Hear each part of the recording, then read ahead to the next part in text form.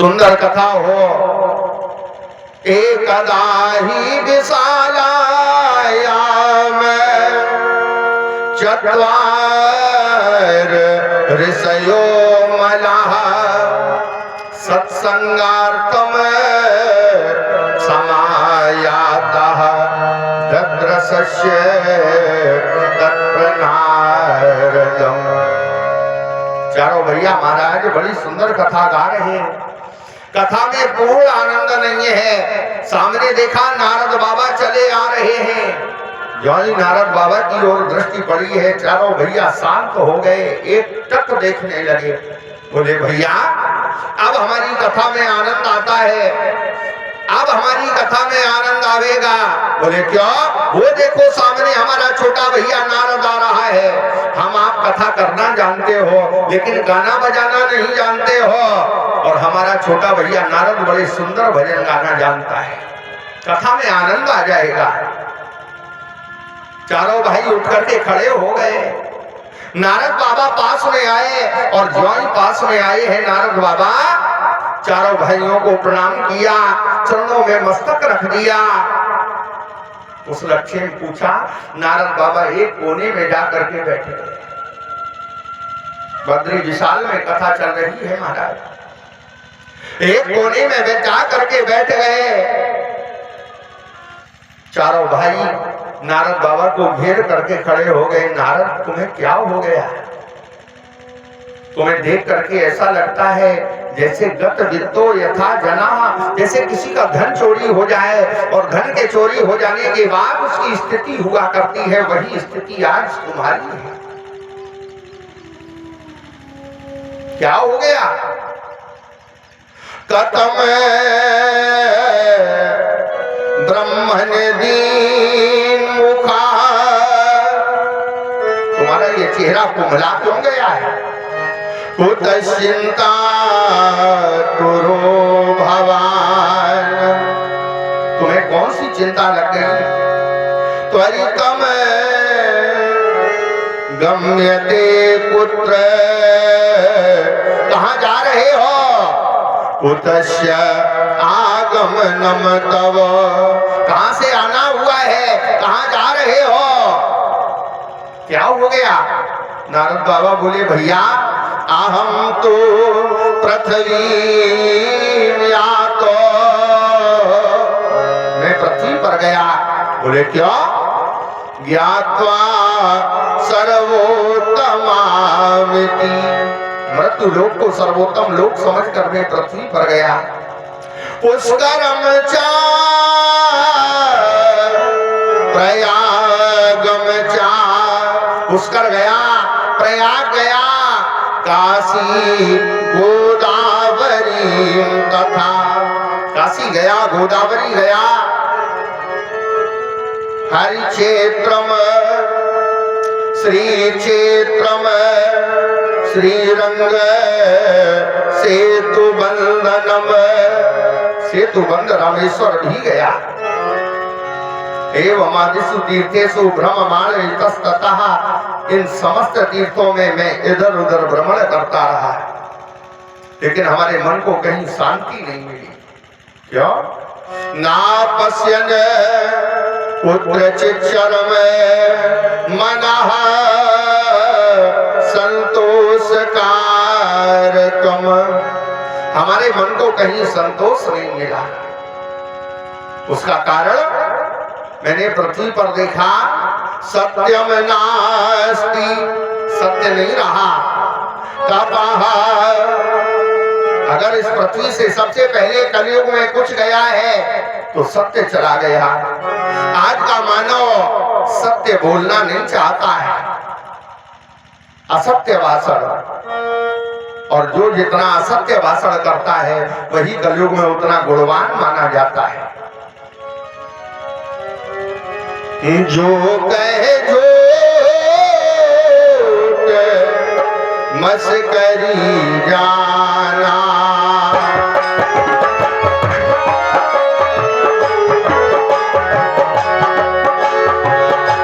जो कहे झूठ मस्करी जाना,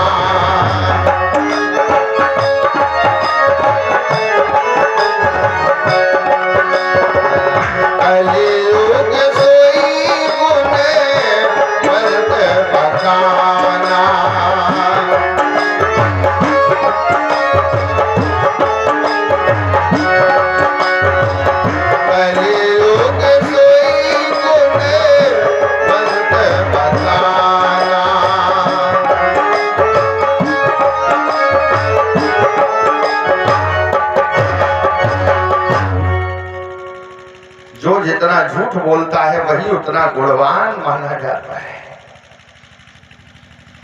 सत्यम नास्ति, सत्य नहीं रहा। तपः, तपस्या नहीं रही। शौचः, पवित्रता नहीं रही। पहले लोग हाथ पैर धुल करके भोजन किया करते थे, अभी हमने जूते पहन करके खाना प्रारंभ कर दिया। सब उल्टा पुल्टा हो रहा है महाराज। दया, न कोई दया करने वाला है। दानम न विद्यते, न कोई दान देने वाला है। आज का मानव केवल और केवल अपना पेट भरने में लगा हुआ है। उदरम भरिणा मिथ्या, अपना पेट भरे। बराका कूट भाषणा, कपट करने में लगा हुआ है। भगवान कहते हैं मोहि कपट छल छिद्र न भावा, और मानव कहता है हमें कपट करे बगैर चैन नहीं पड़ता है। उल्टा।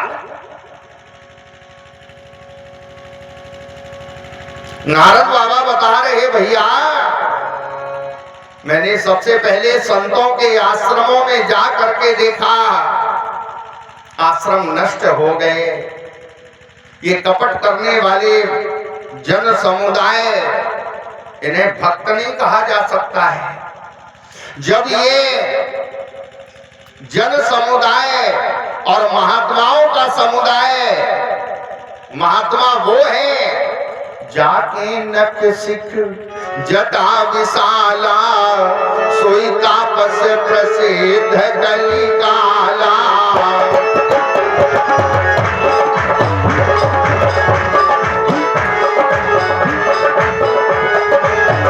जाके नक सिख जटा विशाला,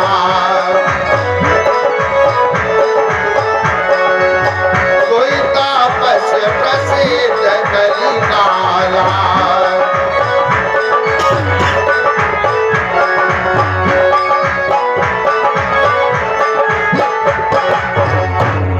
जाके नखसिक जटा विशाला, लंबी लंबी जटाएं, बड़े बड़े नाखून, सोई तापस प्रसिद्ध कलिकाला, वही बड़ा महात्मा माना जाता है, तपस्वी माना जाता है। अशुभ वेश भूषण धरे, अशुभ और मंगल वेश आभूषण धारण किए हुए, भक्ष्य अभक्ष्य जे खाए, जो खाना चाहिए वो भी खा रहे, और जो नहीं खाना चाहिए आज के महात्मा वो भी खा रहे। तेहि योगी तेहि सिद्ध नर पूजिते कलियुग माय, वही पूजनीय महात्मा माने जाते हैं। पाखंड निरता संत, आज के महात्मा पाखंडी हो गए। विरक्ता सपरिग्रह, महात्मा कहने को तो बैरागी है, लेकिन सारे राग महात्माओं को अपने आश्रमों में ही चाहिए। उदाहरण, अखाड़े के बाहर, आश्रम के बाहर एक बोर्ड लगा हुआ है, अखाड़ा त्यागी जी महाराज, और आश्रम के अंदर प्रवेश किया तो देखा महाराज तमाम लग्जरी गाड़ियां खड़ी हैं।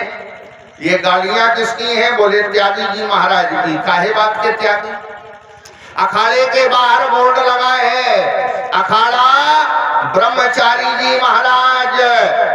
अंदर जाकर के देखा तो छोटे छोटे बच्चे खेल रहे। ये बच्चे किसके हैं? बोले ब्रह्मचारी जी के। महात्मा ऐसे हो गए। और यही महात्मा जब तीर्थों में गए, तेपि तिष्ठन्ति तीर्थेषु, तो तीर्थ सारस्ततो गतः, इससे हमारे तीर्थों का सार भी चला गया, तीर्थ निसार हो गए। हम आप मंदिरों में जाते हो क्यों? मन को शांति मिले। हम आप तीर्थ यात्रा करने जाते हो, मन को शांति मिले। हम आप संतों की शरण में जाते हो, मन को शांति मिले। और अगर इन जगहों पर जाने के बाद भी मन को शांति ना मिले तो फिर महाराज जाना बेकार है। नारद बाबा बोले, मैंने संतों के आश्रमों में जाकर के देखा, कलह का वातावरण है। वहां से निकला, चलो गृहस्थ को जाकर के देखा जाए, तो गृहस्थ भी बिगड़ा पड़ा है। तरुणी, तरुणी माने स्त्री। घर में मालकी किसकी हुआ करती है? सब जानते हैं, घर का मुखिया पुरुष हुआ करता है, जो घर में सबसे बड़ा हो, जो घर में सबसे ज्यादा समझदार हो, जो सबसे ज्यादा ज्ञानवान हो, उसे हम मुखिया बनाते हैं। और आज ज्ञानवान हो या ना हो, समझदार हो या ना हो, मालिकी मालिकी नहीं है, मालिकी सब मालकन की है। हाँ? राशन कार्ड भी देवियों के नाम पर जारी कर दिए गवर्नमेंट ने, बोले नहीं की मालिकी है। और वेद व्यास जी महाराज ने पहले से लिख करके रख दिया, तरुणी प्रभुतागे। घरों में स्त्रियों का चलावा है। श्याल को बुद्धिदायक साला सलाहकार बना हुआ है। चलावा देवी जी का और सलाह देने वाला साला। और हम आप गांव के हो, सब जानते हैं बुजुर्ग लोग, दीवार बिगाड़े आरो और घर बिगाड़े सारो। जिस घर में साला घुस जाए तो समझ लो घर का सत्यानाश। तो इनसे दूर रहो, इनसे कहो विवाह में आओ, खाओ और जाओ। लेकिन नहीं महाराज, वेद व्यास जी ने लिख दिया तो वो सत्य होगा, घटित तो होगा। तरुणी प्रभुतागे और श्याल्य को बुद्धिदायक, साला सलाहकार बना हुआ है। बिन पति, जिस घर में कोई मालिक ना हो उस घर की बात का कोई भरोसा नहीं मारा है। बिन पति, फिर बहुपति, जिस घर में सभी मालिक हो ऐसे घर की बात का भी कोई भरोसा नहीं होता है। बालपति, जिस घर में बच्चों की मालिकी हो उस घर की बात का भी कोई भरोसा नहीं। और तिर्यापति होए, जिस घर में स्त्रियों की मालिकी हो तो मृत्यु लोक की बात कहा, ये स्वर्ग उजर होए। समझ लो सत्यनाश है चपरो। आज नारद बाबा बता रहे हैं, बड़े बड़े बाल रखना सौभाग्यवती माताओं के सौभाग्य का प्रतीक हुआ करता था। बड़े बाल हो, आज माताओं ने बाल कटवाना प्रारंभ कर दिया, ब्यूटी पार्लर में जाना प्रारंभ कर दिया। कामिन्या, मैं नहीं कह रहा हूं, वेद व्यास जी महाराज ने लिख करके रखा है, श्रीमद् भागवत महापुराण का पहला अध्याय। कामिन्या केश शूलिन्या, सौभाग्यवती माताएं अपने बालों को कटवा रही। माताएं बॉय कट और बच्चों को देख लो हिप्पी कट। बच्चों के बड़े बड़े बाल, बच्चों के बाल छोटे होने चाहिए, माताओं के बड़े बाल होने चाहिए, उनके सौभाग्य का प्रतीक होता है। आज माताओं ने सौभाग्य को संतुलन में रखना भंग कर दिया, बाल कटवाना प्रारंभ कर दिया।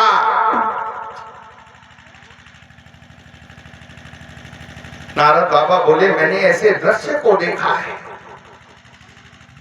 आज दुनिया में सब उल्टा पुल्टा हो रहा है।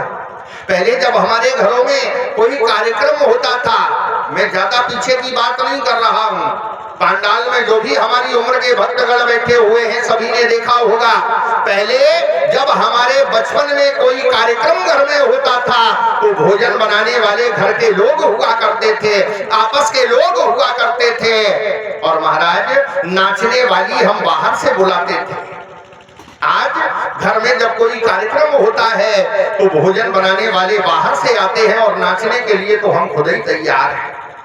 हाँ पंडित जी, जब तक डीजे ना लगे कलश यात्रा में मजा नहीं आएगा, मजा पूरा ले लेंगे।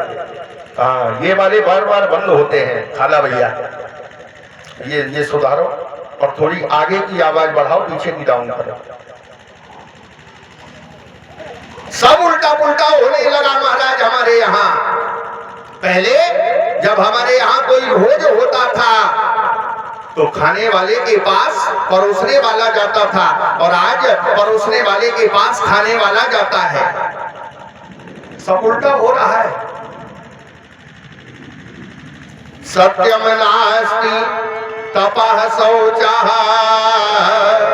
दया दानम न विद्यते। ऐसे लोगों की अधिकता होने के कारण सब महाराज तीर्थों का सार चला गया।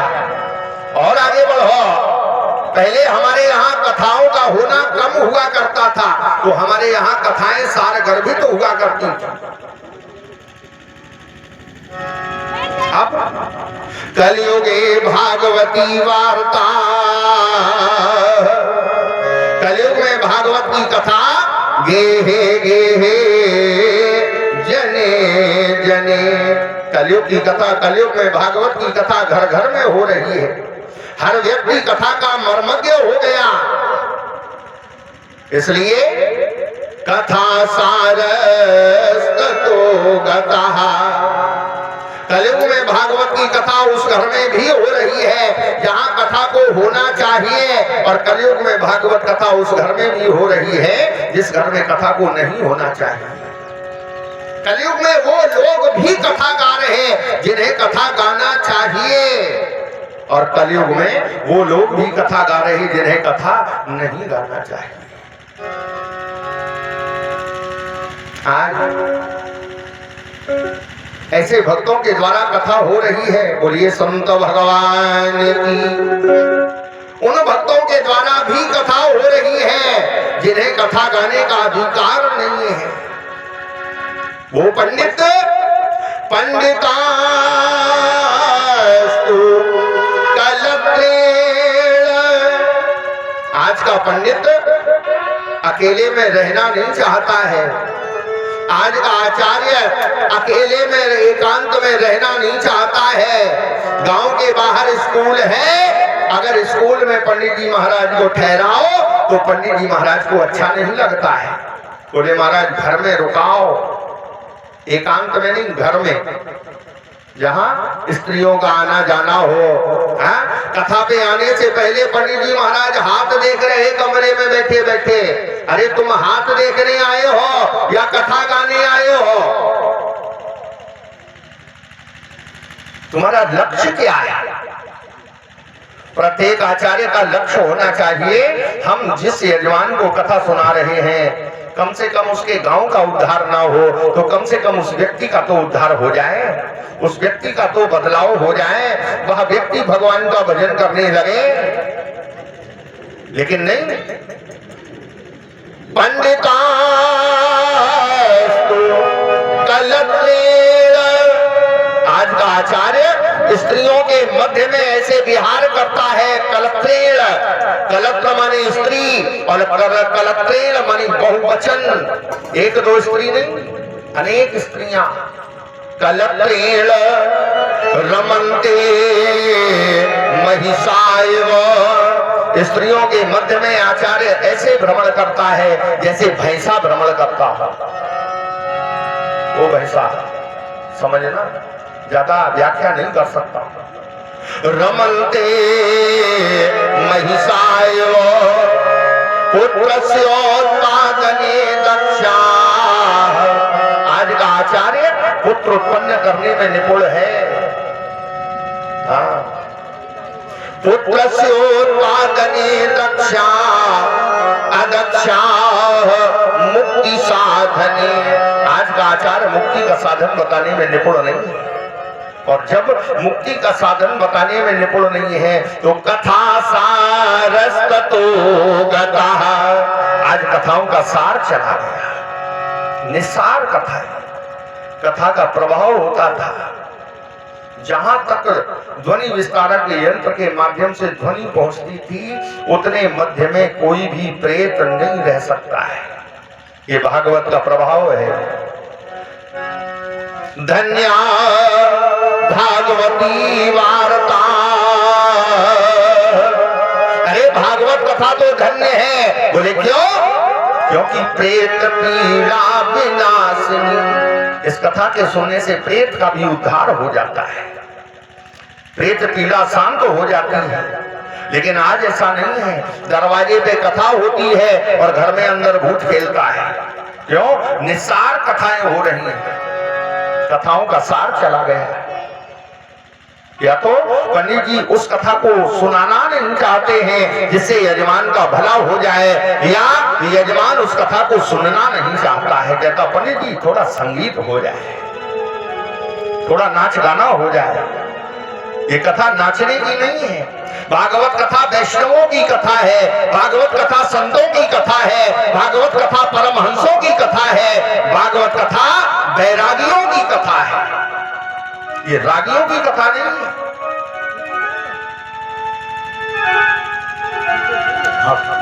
थोड़ा कमाई कर दो। ये कथा रागियों की कथा नहीं। लेकिन आज हमारा मन राग में फंसा हुआ है।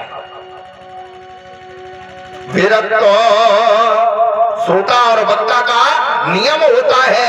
श्रोता और वक्ता कैसा होना चाहिए? विरक्त वैष्णव, भगवान का भक्त हो, विरक्त हो। या बिल्कुल सरल भाषा में श्रोता वक्ता ज्ञान निधि। तुलसी बाबा ने हिंदी रूपांतरण किया है। श्रोता और वक्ता कैसा होना चाहिए? पहले श्रोता ज्ञानवान हो और इसके बाद वक्ता भी ज्ञानवान हो। श्रोता वक्ता ज्ञान निधि, कथा राम के गुण। भगवान की कथा बड़ी गूढ़ है, और जब श्रोता वक्ता दोनों ज्ञानी हो तब कथा का असर होता है। नारद बाबा रो रहे हैं, बोले महाराज मैंने पृथ्वी पर कहीं भी ऐसा दृश्य नहीं देखा जिसको देखकर हमारे मन को शांति प्राप्त हो। महाराज मैंने सोचा चलो क्यों ना हो वृंदावन में चला जाए। धन्यम वृंदावनम तेन। क्यों? कि भक्तिर नृत्यति यत्र चा। यहाँ भक्ति सदैव नाच किया करती है। चलो वृंदावन क्षेत्र में चला जाए। मैं वृंदावन गया। ओ यमुना के किनारे वारे पीत पट धारे धारे यमुना।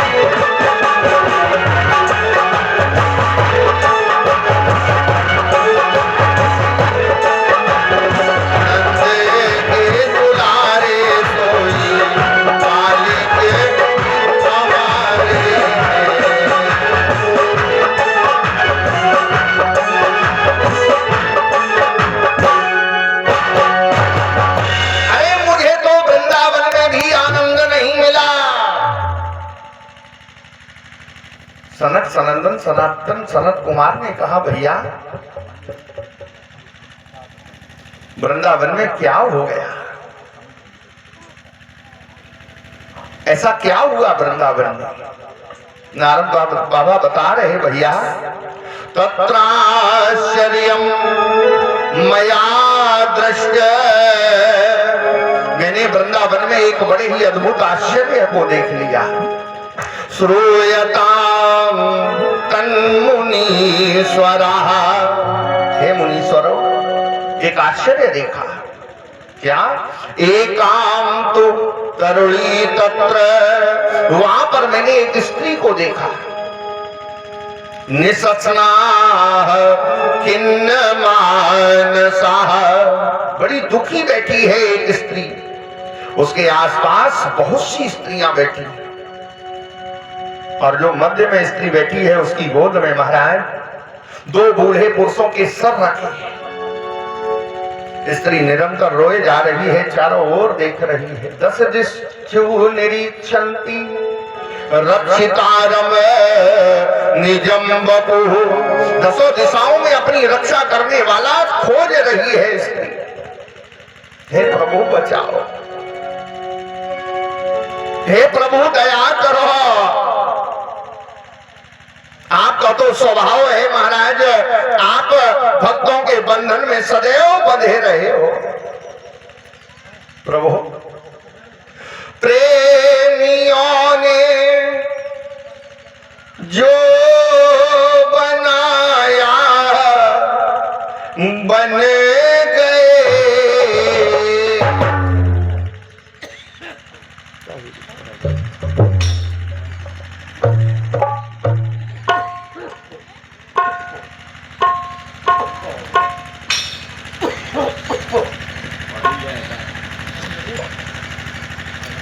अरे प्रेमियों ने जो बनाया बन गए, क्यों, कैसे? और प्रेम के बंधन में मोहन बंध गए।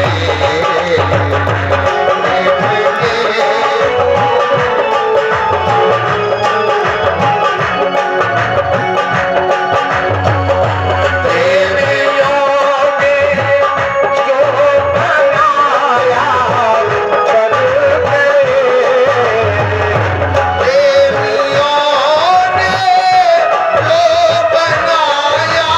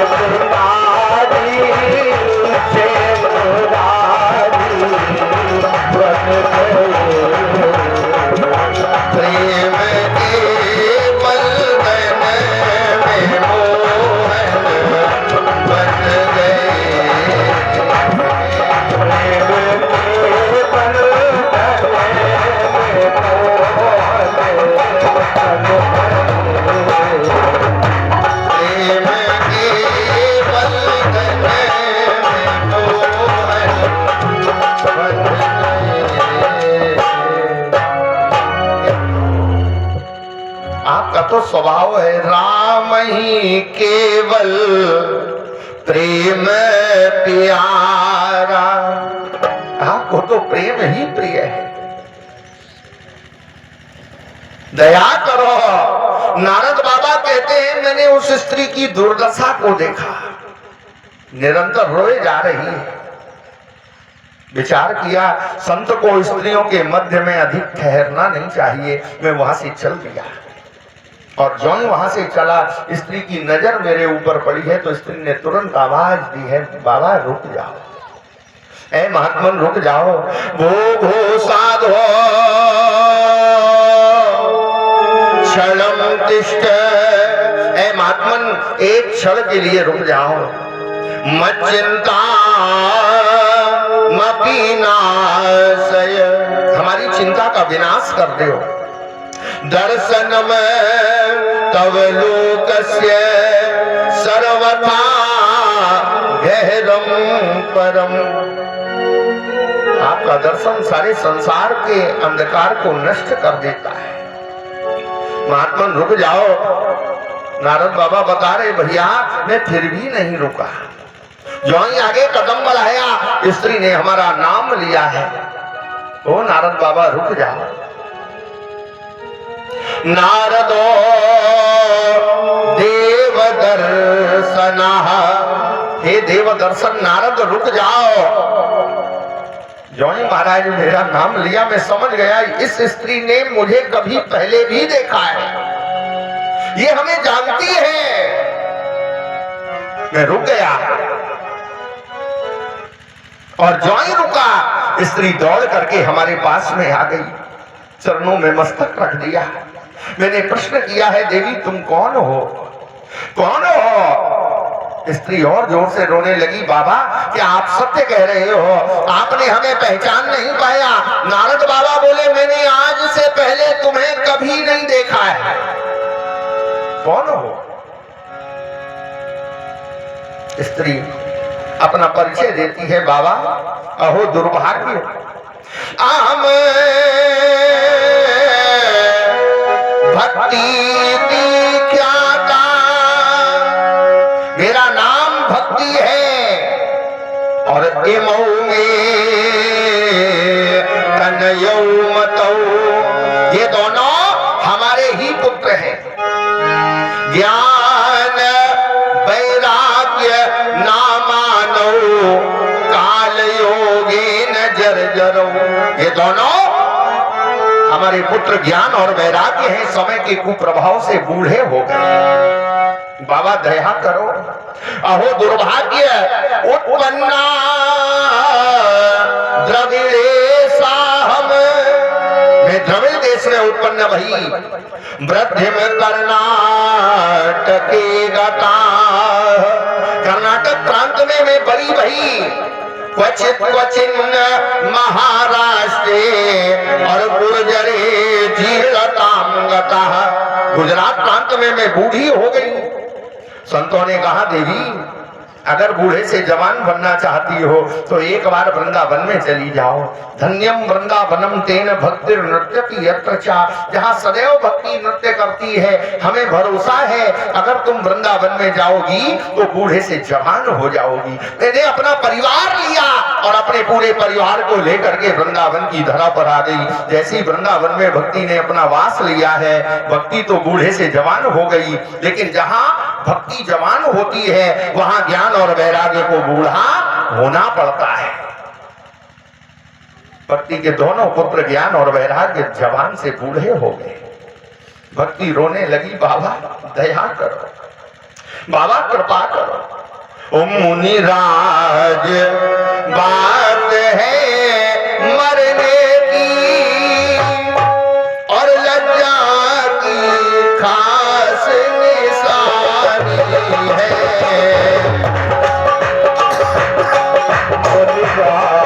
बात है मरने की लज्जा की खास निशानी है। मुनिराज बात है मरने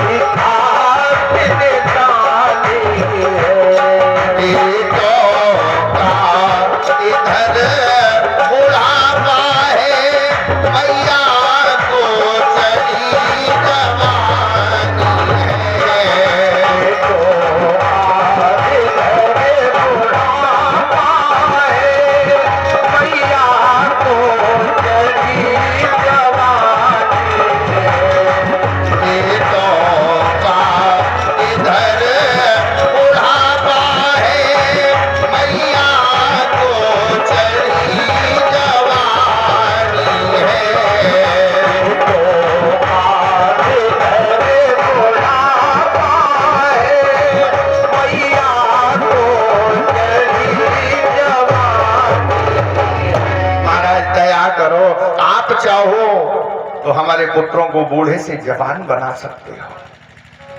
आपका तो नाम ही है नारद, जिसका कहा हुआ कभी बेकार ना हो, जिसका कहा हुआ कभी झूठ ना हो, उसे कहते हैं नारद। नारदो देव दर्शनः। नारद बाबा बोले तो ये हमारे बाएं हाथ का काम है, अभी लो। नारद बाबा ज्ञान और वैराग्य के मध्य में बैठ जाते हैं।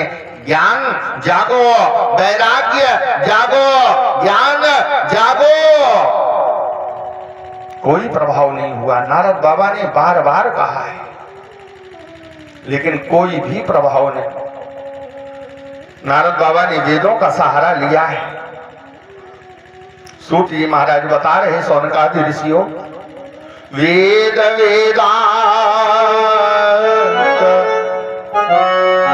घोषैश्य, वेद ध्वनि करी है, कोई प्रभाव नहीं। गीता पाठे प्रबोधितम, गीता पाठ सुनाया है, और जो ही गीता पाठ सुनाया तो थोड़ा सा प्रभाव हुआ। गीता पाठ सुन करके ज्ञान और वैराग्य उठ करके बैठ गए। चारों ओर देखा है, नारद बाबा को बड़ी सांत्वना भई है, कम से कम हमारा प्रयास सफल हो गया। जैसे ही नारद बाबा बड़े प्रसन्न भये, एकदम से पुनः ज्ञान और वैराग्य लेट जाते हैं। फिर वही स्थिति हो गई, श्वास कभी तेज कभी धीमी, कभी तेज कभी धीमी। नारद बाबा ने गीता पाठे मुहुर्मुहु, बार बार गीता पाठ सुनाया, लेकिन कोई प्रभाव नहीं हुआ। रोने लगे नारद बाबा, आज हमारे नाम में धब्बा लग गया, आज हमारे नाम को बट्टा लग गया, अब हमें संसार में नारद कह करके कौन बुलाएगा। रोते हुए नारद बाबा विशालापुरी बद्री विशाल में आ गए। चारों भाइयों को अपना कष्ट बताया, अपनी व्यथा बताई है। चारों भाई मुस्कुराए, बोले नारद तुम्हें जो सुनाना चाहिए था वो तुमने नहीं सुनाया, और जो नहीं सुनाना चाहिए था वो सब सुना दिया। अगर भक्ति के पुत्रों की दुख से निवृत्ति चाहते हो तो एक बार भक्ति के पुत्रों को श्रीमद् भागवत महापुराण सप्ताह ज्ञान यज्ञ कथा श्रवण कराए थे। नारद बाबा चरणों में मस्तक रख दिए चारों भाइयों के, बोले भैया आखिर इस कथा को कहां पर गाया जाए। स्थान बताया है, आनंद वन में जाओ। कथा का प्रभाव, इंजेक्शन किसी और को लग रहा है, दवा किसी और को दी जा रही है, और दवा का प्रभाव किसी और पर हो रहा है। नारद बाबा आनंद वन में हिमालय पर्वत पर कथा गा रहे हैं, और कथा का प्रभाव वृंदावन में भक्ति के पुत्रों के ऊपर हो रहा है। जैसी कथा विश्राम की ओर जाती है, भक्ति सुतौ तौ तरुणौ गृहीत्वा, आज भक्ति के पुत्र बूढ़े से जवान हो गए, और भक्ति मैया को साथ में लेकर के कथा प्रांगण में आनंद वन में आ गए, और कथा प्रांगण में भागवत जी को प्रणाम करके भक्ति के दोनों पुत्र नृत्य करने लगे, नाचने लगे। यहाँ वल्लभाचार्य जी महाराज ने भागवत जी का सबसे पहला गीत गाया है। गाने के लिए कितने भी गीत गा जाओ, लेकिन यहाँ पर भागवत जी का पहला गीत बनता है। श्री कृष्ण गोविंद हरे मुरारे, हे नाथ नारायण वासुदेव।